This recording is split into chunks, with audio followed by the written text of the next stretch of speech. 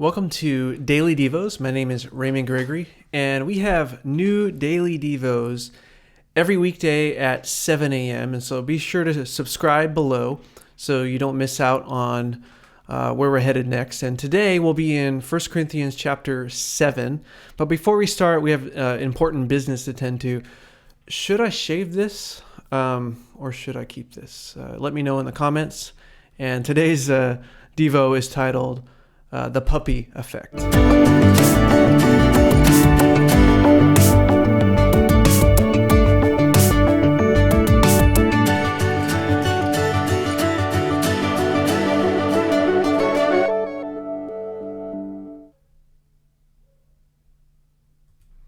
All right, so like I said, today's Devo is titled The Puppy Effect. Now, the thing about the stubble here, I know this is off track, but I like it sometimes. I think it looks pretty distinguished, but my kids hate it, especially when I try to kiss them. They're like, it's like sandpaper, It's like I have two kids, and it's funny how kids are, They're so blatantly honest with you. It's like, no, Dad, it's not working for you.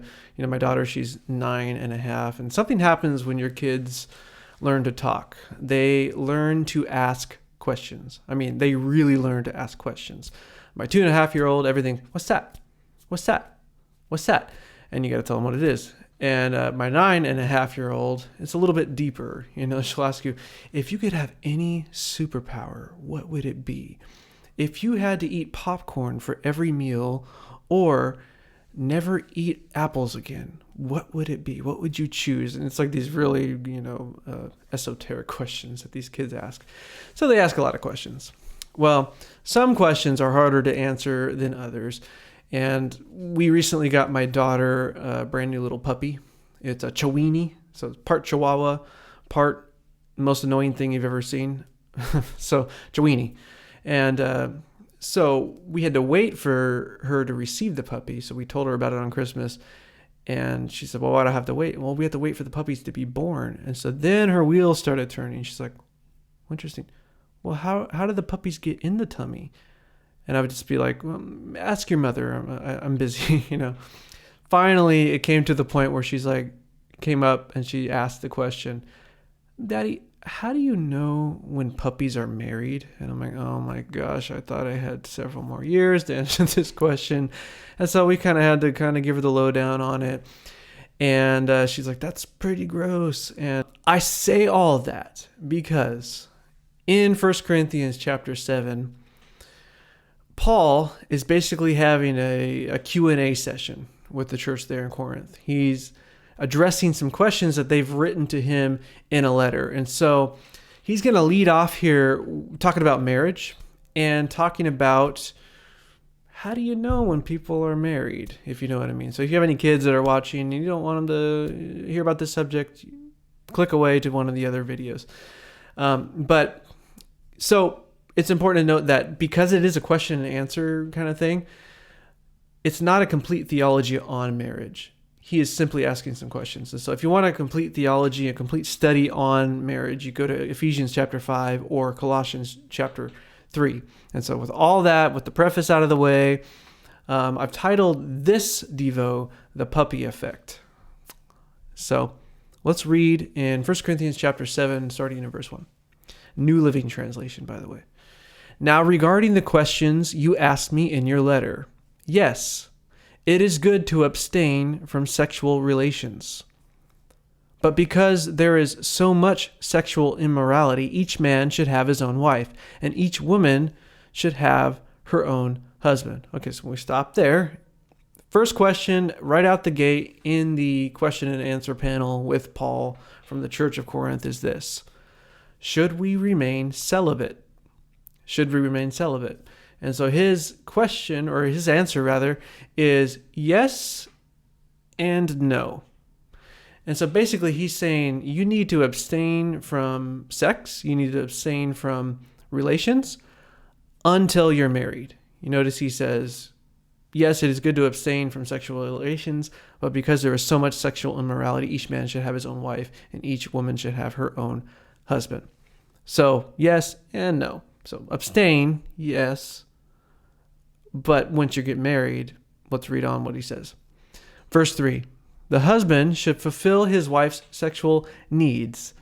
No problem here.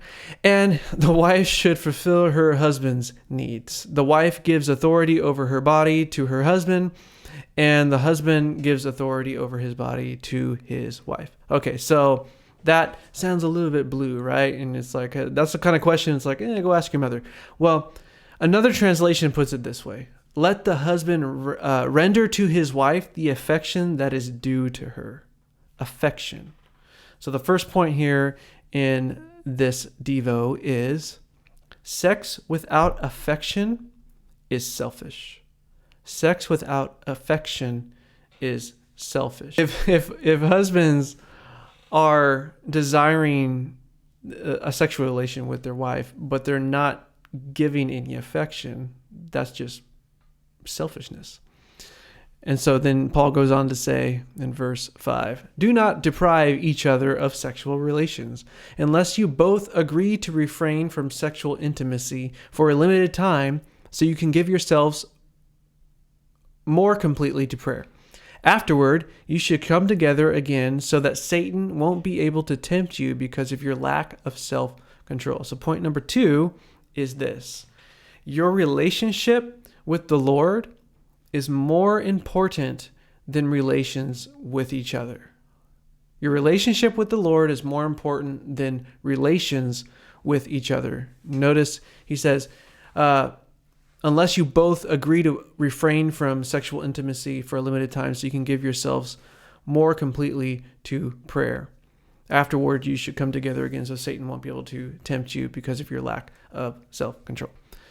So Paul is laying out, it's like, yeah, this is an important part of marriage. This is an important part of the marriage covenant. Becoming one with each other is blessed by the Lord, but your relationship with the Lord is first and foremost. The foundation of your marriage should be Christ.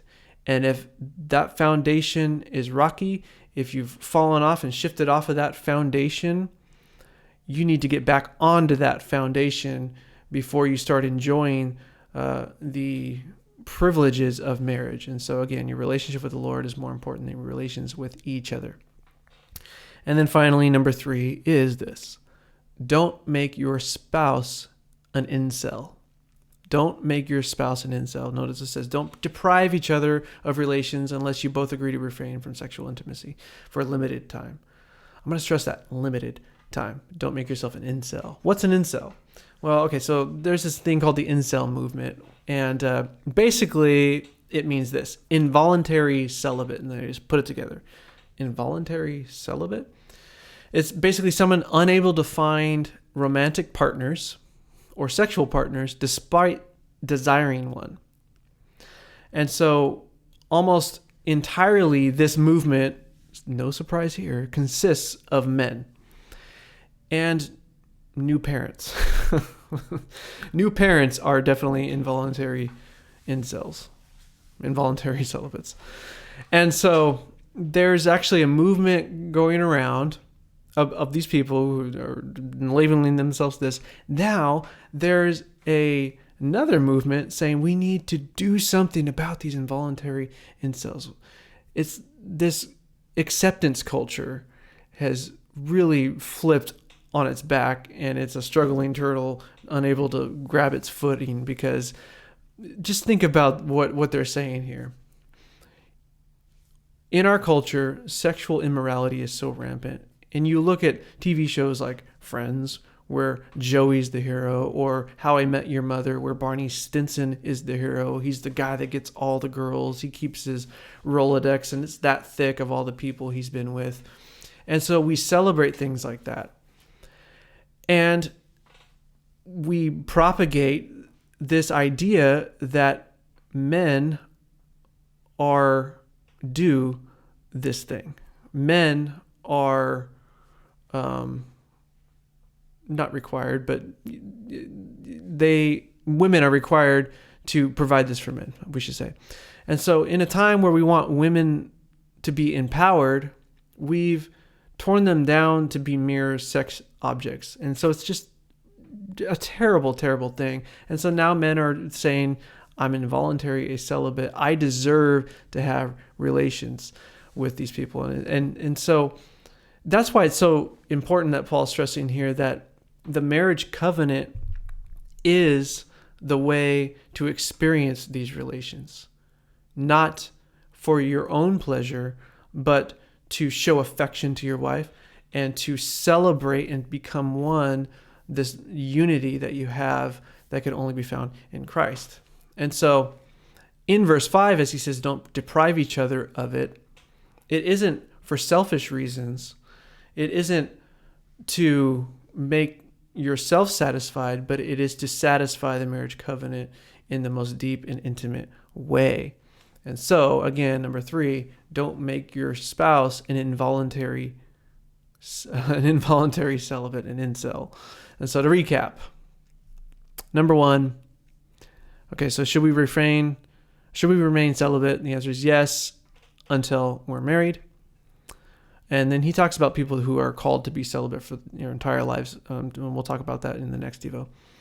Number 1, sex without affection is selfish. Number 2, your relationship with the Lord is more important than relations with one another.